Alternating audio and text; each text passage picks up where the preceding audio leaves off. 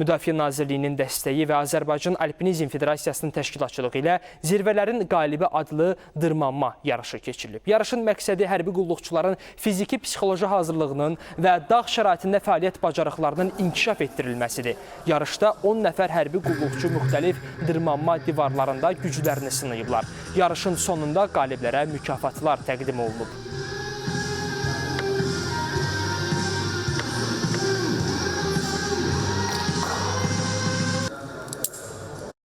Yarışın keçirilməsindən məqsəd ilk növbədə gənclərimizdə vətənpərvərlik hisslərinin aşılanması və eyni zamanda hərbiçilər arasında alpinizm dırmanma idman növlərinin geniş yayılmasının, onların bu idman növü ilə məşğul olmağının belə deyək, şəraitin yaradılmasından ibarətdir. Onlar müxtəlif divarlarda öz güclərini sınayacaqlar və düşünürük ki, bu ilk yarış olmaqla qalmayacaq.